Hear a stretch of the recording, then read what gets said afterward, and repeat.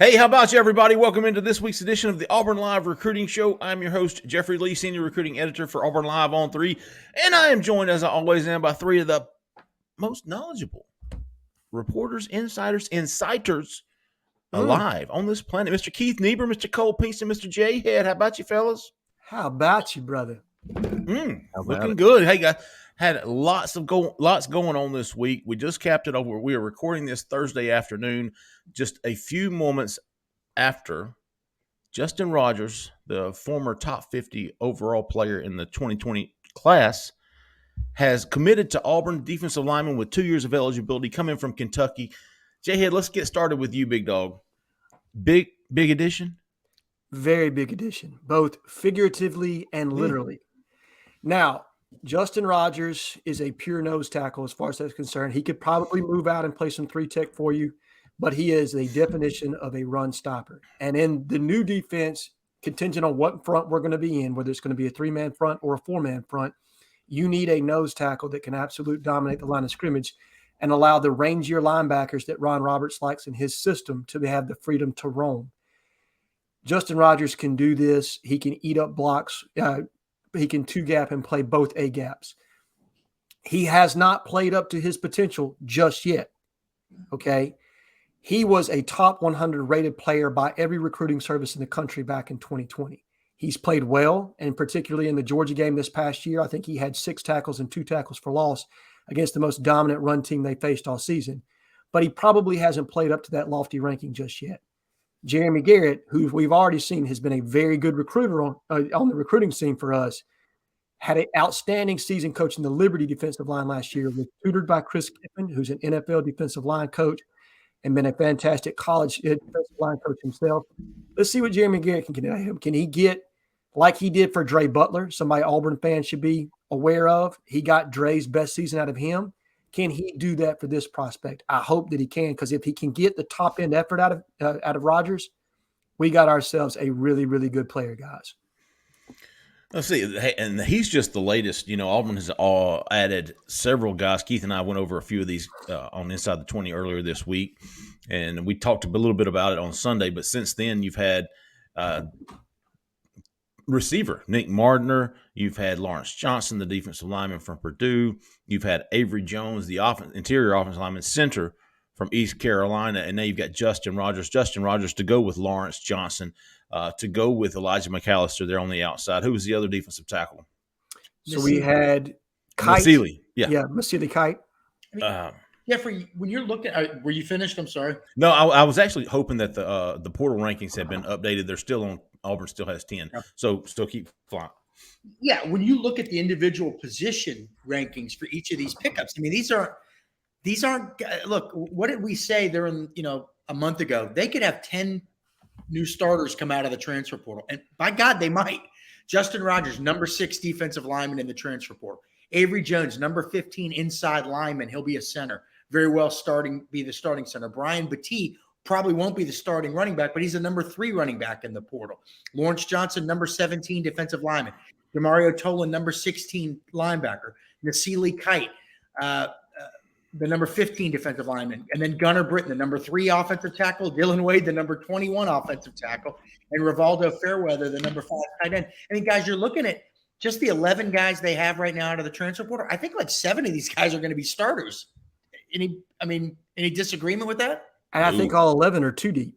It's not like we picked up somebody who's not going to be a contributor. You're right, Keith. Not only is it just starters, but you're talking about heavy rotation players. Jeff, they're going to log major minutes. Jeff and I were talking the other day on the Inside the 20 podcast, sponsored by the Rick Smith Golf Show in Miami, and actually sponsored by our guy Caleb.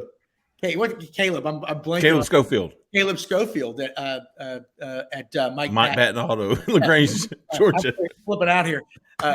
Caleb Schofield, Mike Patton Auto, and LaGrange. But on that show, we were saying, and we'll say it again here, this is survival mode for Hugh Freeze Jhead right now. This first offseason is just, let's build a team, man, because if you don't figure something out, you ain't even going to survive next year. Absolutely. So they're in survival mode. Next year, they're going to have to take a lot of guys again, I think, out of the portal, but it won't be a survival mode. It'll be, all right, let's take that next step. And I think by year 3, they're going to be more along the lines of being able to go to the portal and say, hey, we have a little bit of a need here and a little bit of a need there. Let's fill those in. But man, they are hitting an absolute home run. And you know what? I wasn't sure that you could build a team like this out of the portal, but FSU did it.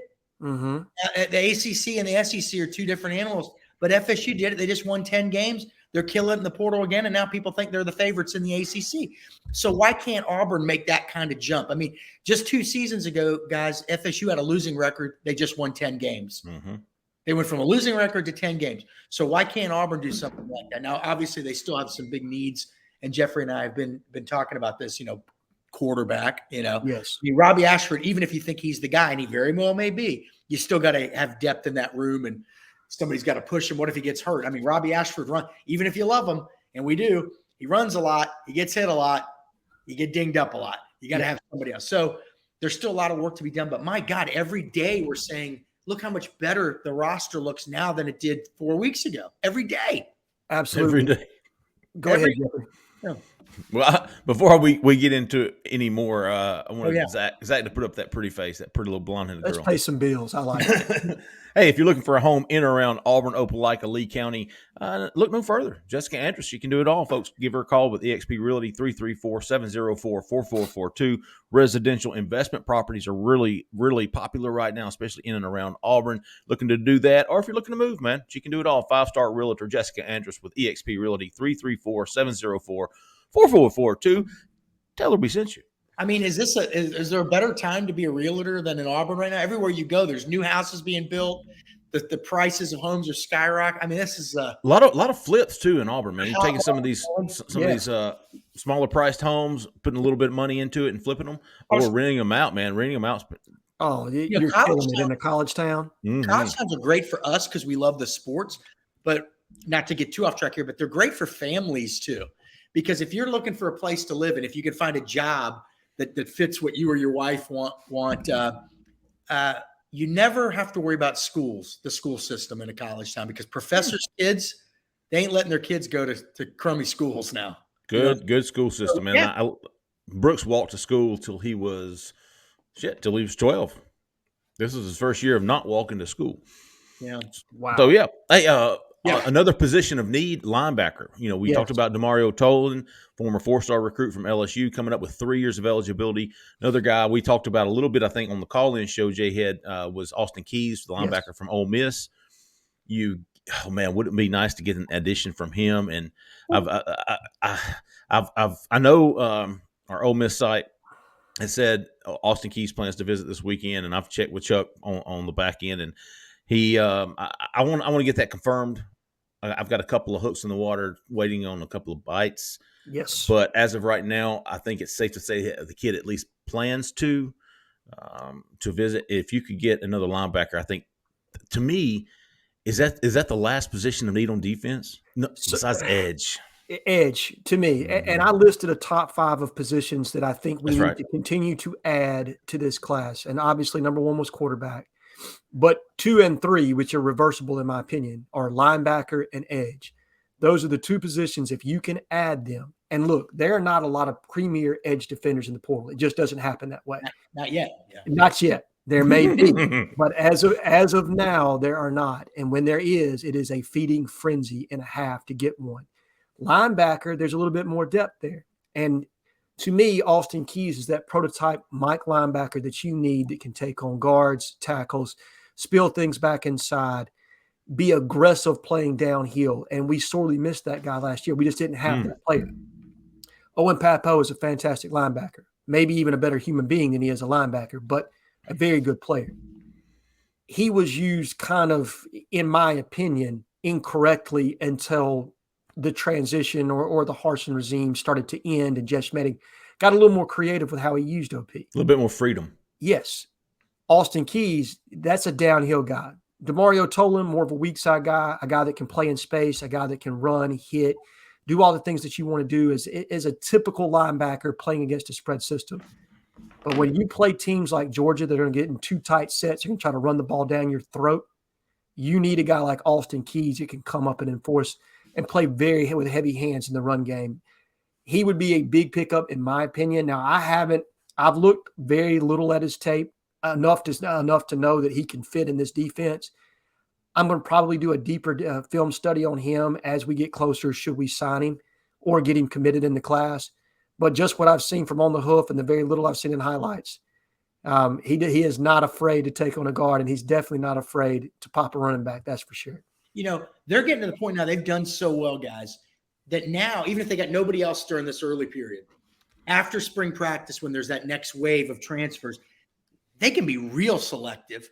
They're only going to have a few needs. They're really going to know the roster significantly more, significantly more. What's the word I'm looking for? Their understanding of the roster at that point, what they have, what they need.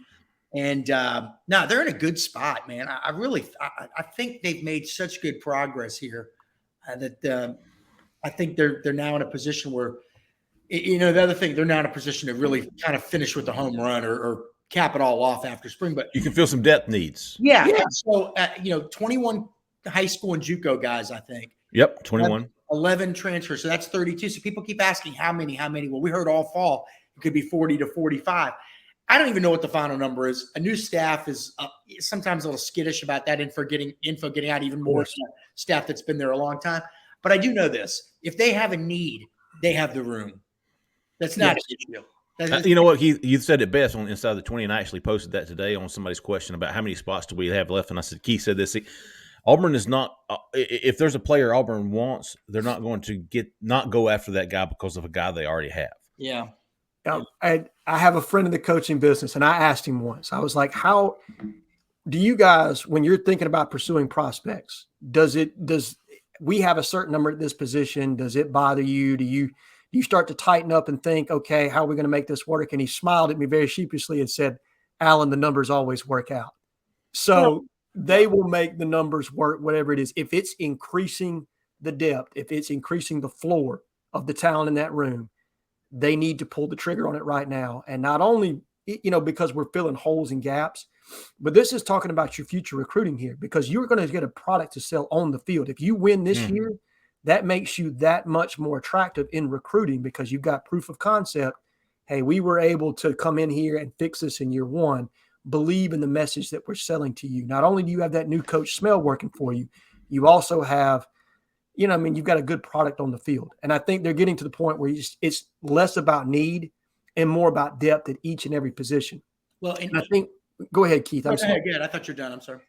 I think we all made a best guess that we'd probably be able to land about 15 transfers in this class. When all this started, we thought, okay, without sacrificing quality, 15 transfers. I never thought we'd be at 11 at this point. I'm going to be completely honest with you. And the quality of those 11. Yes. It's not like this is, you know what I mean? This isn't a horse and 11. All right. Let's get that out there. This is a legitimate 11 that I think a lot of teams would take. It's not earlier. Oops, I cut you off, Jhead. I'm sorry. You good, man? Well, I mentioned earlier that they've got it's survival mode, but I should also point out that you've got a guy like Tate Johnson coming back at center. Yeah. You have younger guys that could have backed him up, right? You could have said, you know what? Let's worry about other things. They're taking the approach that the Georgias and Alabamas are taking as well, as while they survive. While they build this thing, not from the ashes, but while they build this thing up, they're also saying, let's get better everywhere. Let's say, okay, I've got starters here, but secondary. So, okay, they've been quiet in the secondary, but they've been looking. Yeah. Look, if they find the right guy, they're going to do what they can do to upgrade the secondary. They're not going to say, we're pretty good in the secondary. We're okay. Well, let's just leave that alone for now and worry about other things. It appears that they're looking at every single position group and saying this room is we're going to make this room better. Okay. And that's a very good first step. And again, these guys, it's now we're still in the early stages of how people are utilizing the transfer portal. Everybody's trying to figure it out. These guys seems like they figured it out pretty fast, what to do and how to do it. I would agree. Let's get a quick poll here from you guys. Give me your most underrated prospect that we've landed in the portal and the prospect you think is the best prospect that we've landed in the portal to this point. Underrated? Yep. Let me check out. Underrated to me is a guy nobody's talking about, and that's the Rivaldo Fairweather. Okay. I like that. even though he's the number 5 tight end in the transfer portal rankings, not a lot of people were talking about it because nobody thought, hey, we have a real big need at tight end. But in this system, in Hugh Freeze's system, you did have a big need at tight end because you didn't necessarily have the kind of guys that he's utilized in the past. The long and lean guys like Rivaldo Fairweather, i.e. Evan Ingram, who's having another breakout year in the NFL, who played for Freeze at Ole Miss. So to me, if this guy's the real deal, he's probably going to catch 30 to 40 passes. I mean, I love Luke Deal. I mean, Luke Deal's one of my favorite players on the team. But it's a different, and Tyler Fromm's got a lot of ability. They're just different kinds of tight ends in this guy. So, although Fromm's a little bit of both, I'd say. But I think he's a guy that fits exactly everything that they want out of a tight end. Well, let's say this: if you had to rank these guys 1 to 11, if you had to rank those guys 1 to 11, who would be 11? Probably McAllister would be my guess. I think McAllister would be 11, but my most underrated, and because of it's the fit, it's Nick Mardner. And it's not just because he's a guy. I love Nick Mardner. Yeah, it's not just because he's a guy that can get vertical in the red zone. It's because Marcus Davis knows how to use him. He's coached him before. He knows what pass patterns to put him in, how to utilize him on the field, where he feels comfortable. I love the built-in relationship already there with our wide receiver coach, especially when you've got an offensive coordinator and a head coach that love to put the ball in the air as much as they do. So I think he's vastly underrated at this point because of the fit at Auburn. Not necessarily because of the skill set, but knowing your players. And we saw this last year with Ike when he was talking about Coy Moore. He didn't know how to use the kid at first. He was still trying to get a feel for him. Marcus Davis knows exactly what to do with Nick Martin. There's not going to be any question there as far as that's concerned. So for me, he's the most underrated, probably because of fit. Could he, in certain situations, I mean, just because you call a guy a tight end, could Mardner line up in some of those? Absolutely. He could be a flex tight end as a big Y in the slot. 100% get him matched up on a linebacker or a safety where he can utilize that body against him. No question about that. I think they're probably going to use him more as an X on the outside to kind of overpower some of these smaller corners. But that's just me spitballing here. I'll be interested to see how they use him as the season kind of progresses. Here you go. Here you go, fellas. I mean, it's tough to do, man. I'm looking at all 11 of these transfers, right? And I'm going, okay, a year from now when we're sitting here doing our show, a year from now, which 3 of these guys, which 3 of the 11 have made the least amount of impact? Whew. The least impact.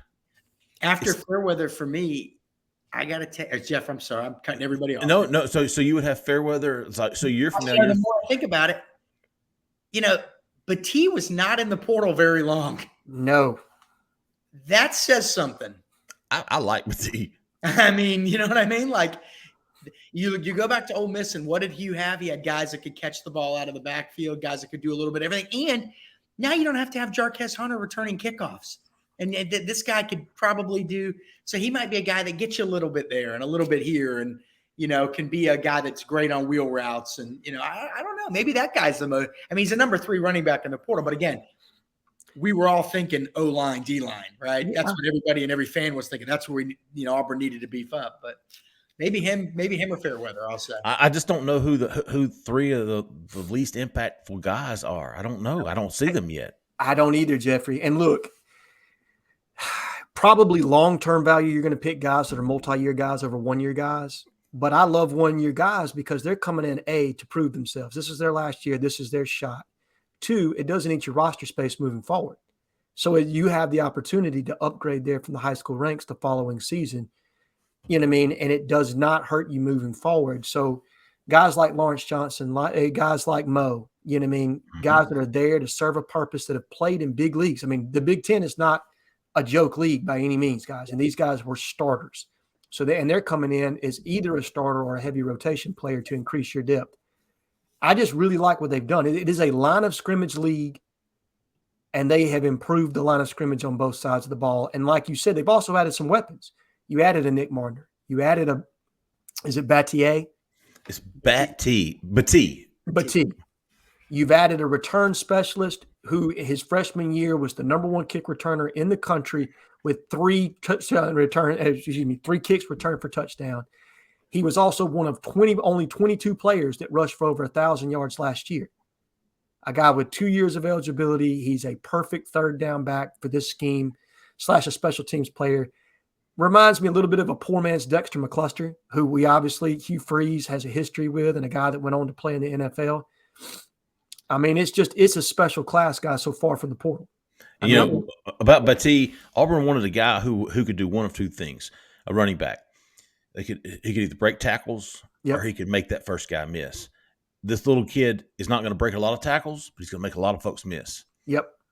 You know what their D-line pickups have told me? They don't have a lot of confidence in the guys they have. Well, those guys coming back, ain't nobody giving you a job ain't nobody on this staff giving you a job just because you started last year. That's what it says to me, Keith, is competition across the board. I don't know if it's they don't have confidence more than they didn't see the depth there that they wanted to be able to rotate bodies the way they need to. Last 2 years, we saw it. Now, we don't know. Was it the D-line coaches? Was it the D coordinator? Was it Harsin? But the lack of a D-line rotation really problematic for Auburn in the second half of a lot of big games. I mean, the Penn State rollover was just, and it happened, for a team that had supposedly the strength coach and the strength program that was going to build them into a second half team. We saw them wilt a lot in the second half. And I think part of that, I don't want to put all the blame on the strength people. Part of that was they weren't playing. There wasn't a real D-line rotation. You go back to the Rodney Garner years, and there were 8, 9 guys. And so Derek Brown and Montravius Adams and Carl Lawson and D Ford were fresh in the fourth quarter when it Jeff Holland. When it counted. If Carl Lawson's not fresh, and he's a true freshman, but if he's not fresh, maybe he doesn't tackle. Was it TJ Yeldon? And in the Bama game that they win in the kick. Was. I mean, so in this last year, you're seeing the same guys out there, and you're looking at the participation chart and the snap counts, and you're like, oh my God, who plays this much? And they're not all-American players to begin with. Now, that doesn't mean they can't be good, solid players, but they didn't have any. There's no first rounder. I mean, I'm talking the D-line, not Leota. Serviceable players, but not. I mean, not stars playing too many snaps. Not a good combination. Would you say it's fair to say that there was a big difference between first half defensive line and the second half defensive line? Absolutely. Hell yes. That's what we were just saying. Yeah. Penn State game. Right. Look no further than the Alabama game when our pass rush started to tail off 2 years ago with Jordan Hare. Yeah. If we'd have been a little more fresh, does Bryce Young make that drive at the very end? I don't think so. I honestly don't. And look, Bryce Young is one of the best college quarterbacks I've ever seen in my lifetime. Easy now, easy. He is, man. I got to give credit where credit is due. But I think Derek Hall is still handing it to him. If he's able to rotate a little bit more earlier in that game, I think he's still got the left tackle on his back heels. So you've got all these secondary guys back, and you got all these good cornerbacks and safeties. But man, if you didn't fix the defensive line, it wasn't going to matter. I mean, Keontae Scott can only cover a guy for 11 seconds. I mean, absolutely. It's so this had to be done, but again, they still need some help at edge. I mean, when you look at, I only started covering Auburn in 2013. You guys have a much broader, you go back further. But what were the best years? 2013, 2017. 2013, you had D Ford. 2017, you had Jeff Holland. 2019, another good season. Not as good as those, but you're able to get some pass rush. I think you had Derek Brown still in 2019, if my memory's right. It was Marlon Davison was the leader in sacks off the strong side edge that year. But who's on the other side? 2017. Jeff Holland had a hell of a season. I mean, when he wasn't sacking the quarterback, he was in their face almost every down. And that's really been Auburn just hasn't had. I mean, Derek Hall. Okay, so Derek Hall's started in Leota. They were productive, very productive, but the Auburn defenses that couldn't get off the field, what was the common denominator? They didn't have those guys. That's right. I mean, Ellis Johnson, that second year. I mean, does anybody beat Auburn at all if that 2014 team has any kind of defensive line? That depends on Nick Marshall and Reese Dismukes being able to execute a snap down there on the goal line, my man. Well, they gave up 40 points in that game, right? Low blow. It was, and that one hurt me, brother. But the point being that that's been the key to the Auburn defense. One of the big keys to Auburn's defensive success, having a guy or two that can consistently get back there and pressure the quarterback. And so they still got to figure that out. And if you're Derek Brooks, if you're Dylan Brooks, you're on notice. Yes, they're going to be looking. And now's your time to kind of really take that next leap. Yeah, he's the guy right now. I mean, look, I really like what McAllister brings to the room from a maturity standpoint, from being able to set the edge against the run.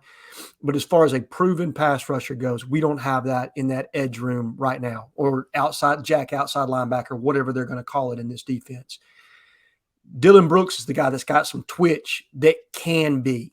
Like, you know what I mean? Obviously, Keldrick Faulk could obviously be that at some point, though I think he's going to be more of a 4-eye, 5-tech for us. Brenton Williams could be that guy in time. But as far as a guy that can take that step next year, Dylan Brooks has got to be that guy unless you get somebody out of the transfer portal. I hope to God, this isn't recruiting, but I hope we see those young guys play. So then when they get to year 2, they've played more than 9 snaps and you have some idea what they can do. You know what I mean? But I think you will. Not playing those young guys the last 2 years caused some of them to transfer and other ones to then be unprepared the next season. Mm-hmm. It was, but we'll see. I mean, the defensive line's got some potential. I mean, Zacchaeus Walker's back. Is this finally the year that he makes that big leap? Some guys never take that leap. But again, Robert Leff, Jeff and I mentioned the other day, did take that leap late in his career and ended up being a dang good player. Some guys do it, Yeah. Hey, we talked about the 3 biggest needs left in the portal. Quarterback, we talked about Austin Keys at linebacker with Demario Tolan. Linebacker's got to be in there, either 2A or 2B. Edge, 2A or 2B, whichever way you want to look at it, but quarterback. Yes. And I really don't think anybody outside of that football facility really knows what's going on, but I do not think, and I think we said this earlier, Keith, there's any panic over there as there is on these message boards. Yeah. And understand, I mean, listen, if I didn't know what was, I'm not saying because I don't know. Right. Ask me. I have no idea who's on the board. Now there may be concern if after spring practice. I mean, who knows? We're panic, or there may be. Hey, these guys are a lot better than we thought. We don't know, but I was talking to Hugh Freeze on the phone for a few hours last night, and we were discussing that. Yeah, we were out to eat, and you interrupted us. No, but I think look, obviously they would have liked to get. I mean, this is obvious. Okay, they would have liked to get somebody in early, go through spring practice and all that. But again, Nick Marshall didn't go through spring practice. A lot of their better transfers didn't go through spring practice. And I think, I don't know whether it was you, Jhead, or somebody else that said, look, the plays are all going to be similar wherever they're coming from. It's the terminology that's going to be different. But a guy, most of these guys, QBs are pretty bright guys. They can figure that out. But, I still believe, and I know you guys feel the same way, I still believe that there's going to be guys that go through spring ball and don't like where they're sitting after spring practice or aren't clicking with the head coach.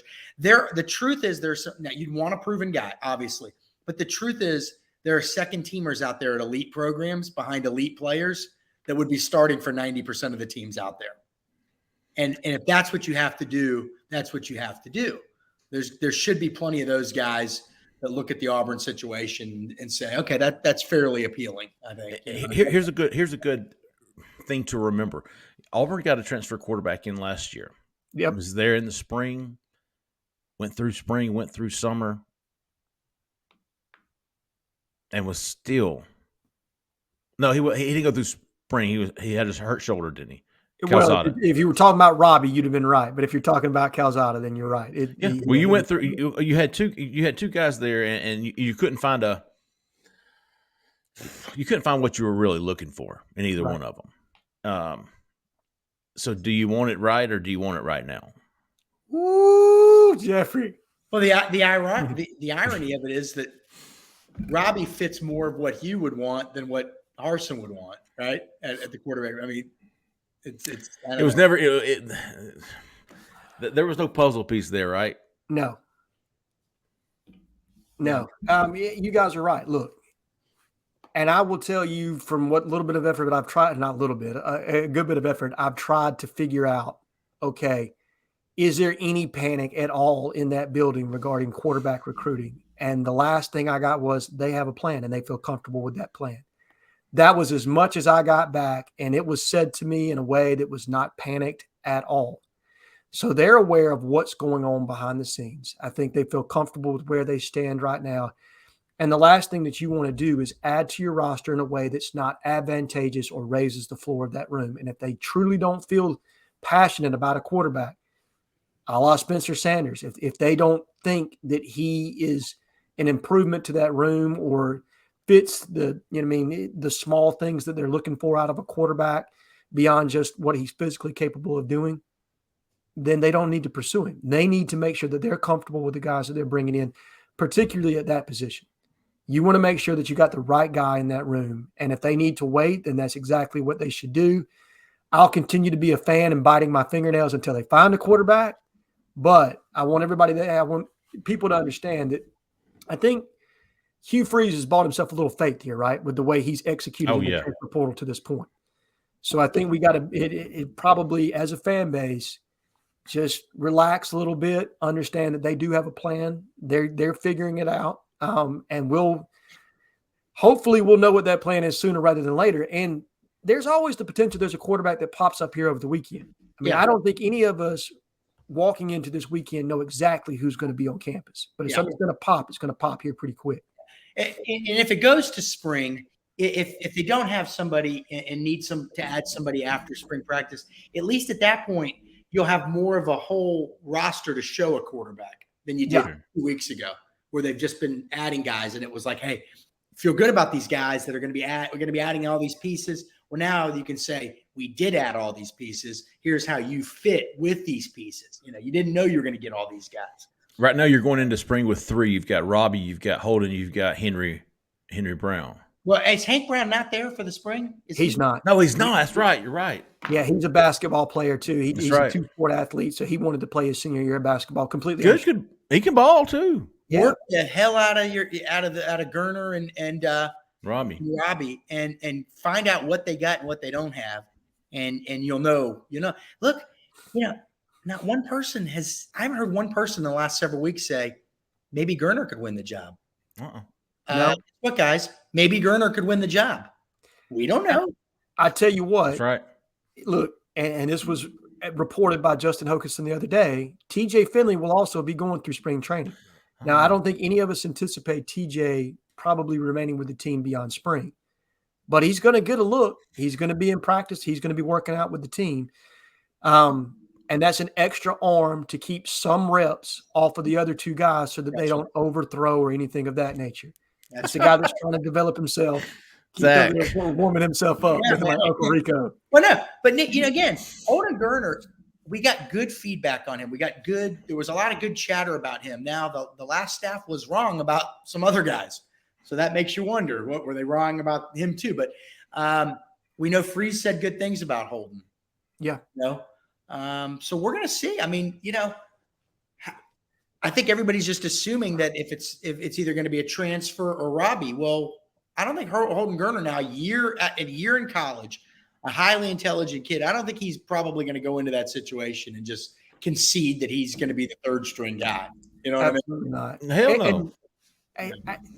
Mike Bobo signing off on the kid gives me a little bit of hope there as far as look, you can say what you want about Mike Bobo. He knows what good quarterback play looks like.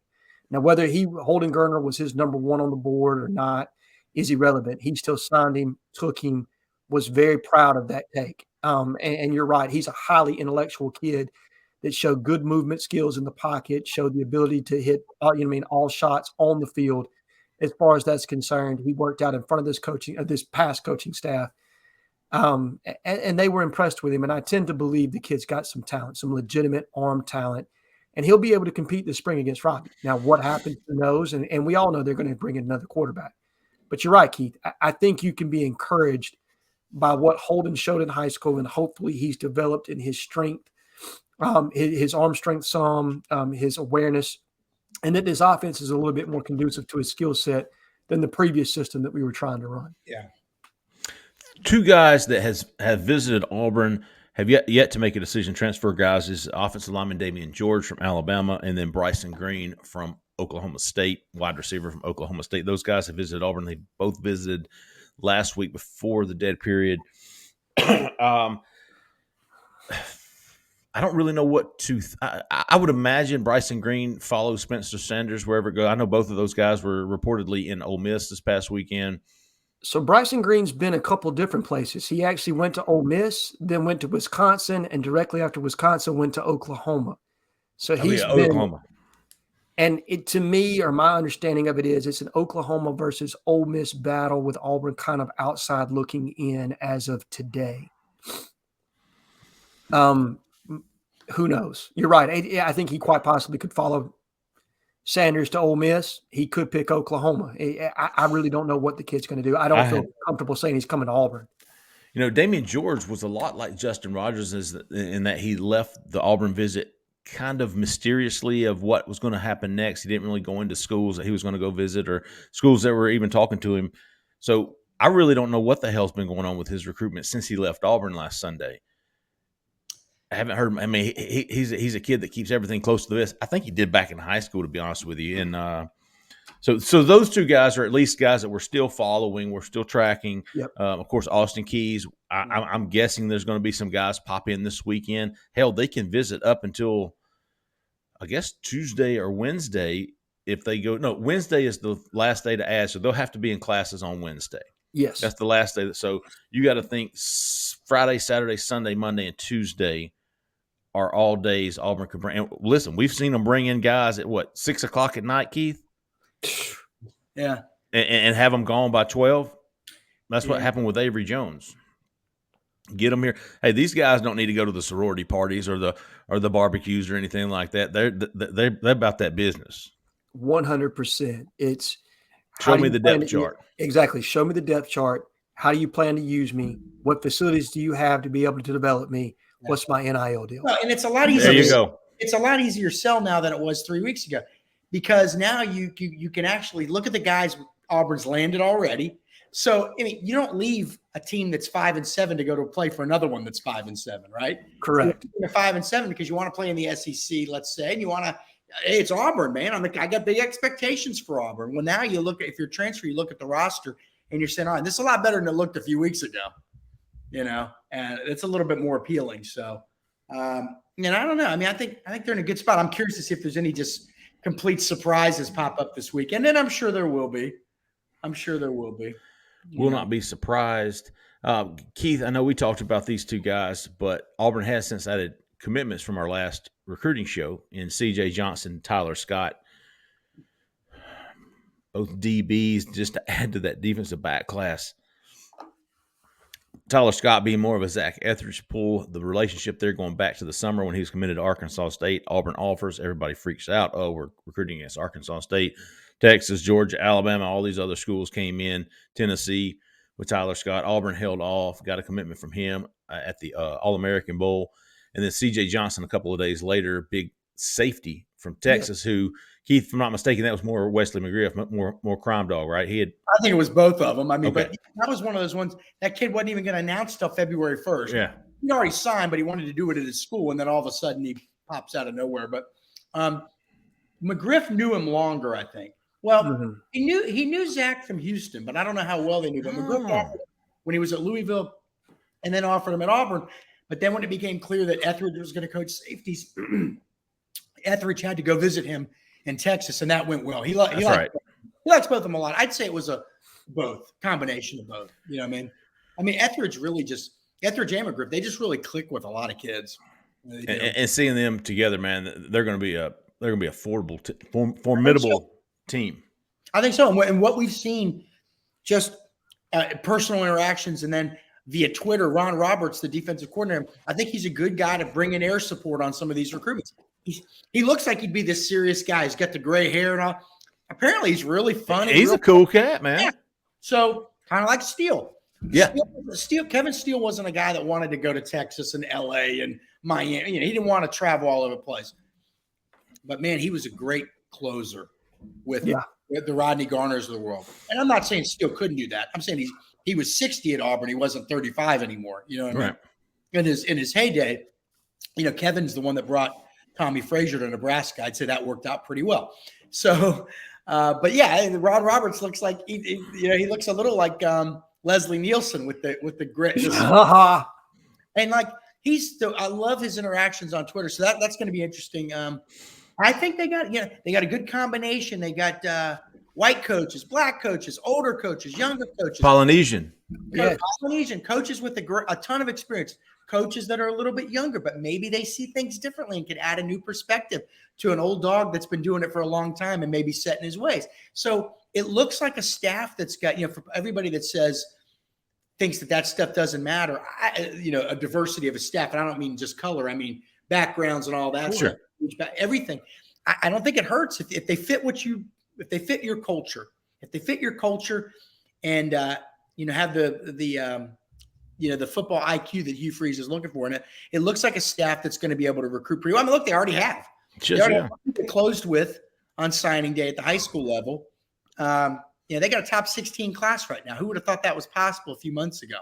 And it could have been higher. I mean, they came close to landing a couple other guys. Really did.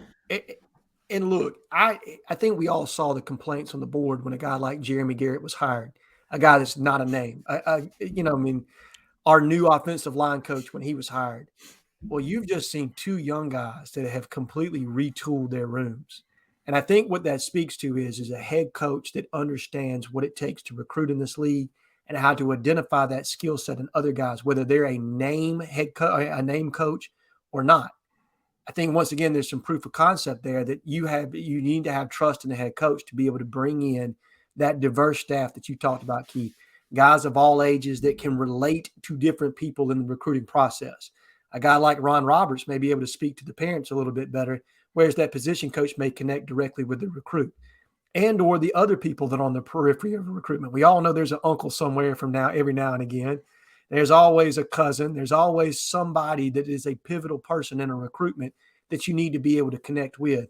And I love the fact that you have a staff that has young guys as young as Marcus Davis, who literally was playing 6 years ago, is now a coach. Yeah, 4 years was hanging out with me and Jeffrey in the lobby of the athletic complex as he was driving recruits around in a golf cart. And that's good. Marcus Davis is not – it wasn't that long ago that he was doing that he was just an assistant in the recruiting office and was doing all the grunt work, probably getting coffee for Gus and people like that.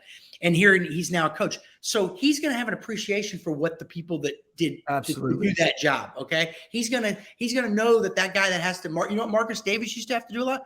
Drive guys to the Atlanta airport. Oh man. The Atlanta airport. He's going to understand that. The other thing, take a guy like Wesley McGriff. So everybody's like, oh, he's a South Florida guy. He's got all these South Florida ties. Well, he coached at Miami years ago, but you know where he's from? Tifton, Georgia. So he can talk to the inner city folk. He could talk to the country folk. Well, he was also, I think he was either a sergeant or a lieutenant in the Army. Well, you're talking about a guy that can relate to a lot of, and that was NFL too. Absolutely, the NFL. He coached that can relate. He coached at Vanderbilt, so he can talk to parents that say, you know what, this is all great. I love the facility, this, that, and the other. But what kind of education are you going to get my kid? He can talk to those people too. And Wesley McGriff loves his golf. Okay, he's a big golfer. So he could talk to Rick Smith at the Rick Smith golf. Oh, you knew it was coming. No, but I mean, to have a guy that with a broad background like that, and that's just one guy, by the way. So he could talk to many different people. He could go into many different types of homes. Okay. You know who was like that from a former Auburn staff? Larry Porter was a lot like that. Oh, yeah. Yeah. Go into any type of home and really connect with people. A chameleon. A personality chameleon. Garrett, I mean, all you got to do is look. Okay, yeah, he was at Liberty, but before that, he's with the Cleveland Browns coaching Miles Garrett. Miles Garrett. Look, I mean, that's a pretty good sell right there. You know what I mean? So he's getting after it, man, and Jake Thornton too. 29 years old. Yes, 29 years old and just tearing it up on the trail. And look, if you're an older, like so people say we're the OC and the DC, Ron Roberts and Philip Montgomery. What are the recruiting territories? Everybody always wants to know that. Well, first of all, coordinators they're not all over they're not going all over they keep, generally speaking, they're going to spend a lot of their time close to Auburn. That's the way it always goes. It's the young bucks that you have doing all the recruiting. Guy in his 50s doesn't want to be flying all over the country, nonstop. And so it feels like they're going to complement each other well. I mean, you're hopeful. I agree. Signing day in February, we've said this before, we don't really have a good gauge on what's going on with that. We don't hear a lot of 2023 guys that Auburn's going to try to close this class out with. I think they're probably going to be more focused on the transfer portal. But as always, there'll probably be a guy or two, maybe even 3 or 4 pop up before signing day, but that we'll get to that, man. I think we're all focused on this transfer portal that will officially close Wednesday morning when classes begin at Auburn. But already, man, 21 signees from high school JUCO ranks, 11 signees. They got to start classes, but they have signed for a total of 32, a 16th ranked class, but that's not including the transfers. Number 3 right now, but they still in the transfer portal, still haven't updated that. Guys, before we go, how about you this week? Yeah, stats don't matter. Okay. I really love what he's been bringing to the board the past 2 weeks. Stats has done a fantastic job with just kind of keeping everybody abreast of the transfer portal, various movements within that. It's a lot to keep up with, and just very appreciative to have somebody of his knowledge base on the board. Yeah, I'll just go with one. I feel like Lord George is just a LG guy on the board. Of course, the last guy I gave how about yous to no longer's on the site. So the kiss of death. Yeah, LG, good knowing you, big dog. Yeah. I've got a few. I've got Contos 32. I got a how about you to Freezer Burnt. Yes. How about you to Cow Barn? How about you to BJT WDE? How about you to the Ghost of Gus? How about you to Wardam 2X? I think that's better known as Wardam 2 times. So Wardam. Great stuff, man. The board's been humming along. We appreciate everybody. We appreciate the loyalty of our subscribers sticking with us, the new subscribers we've had signed up. If you haven't gotten signed up, we are still open for business with a big sale going on right now, $29.99. We'll get you through next August. Not a penny more until next September, and I promise you it will be worth it the first week you get it. If you haven't liked or subscribed to our YouTube channel, please do that. We would appreciate it very much. So Cole is right now battling a tornado over there in West we should explain why he left so abruptly. Yeah, he was on the show, wasn't he? Cole ate something that disagreed with him. He'll be back. We'll see him in a couple of Montezuma's revenge right now. Oh my goodness! But we do appreciate everybody, man. We'll be back Sunday night for the call-in show. Keith and I'll be back Monday and Wednesday next week, and then we'll all be back next Friday. A lot going on as the transfer portal closes out and classes begin on Wednesday. Appreciate everybody listening. Appreciate everybody watching, man. You guys, for Keith, for Jhead, for Zach in the back, I'm Jeffrey Lee, man. Y'all stay out of the left lane. See ya.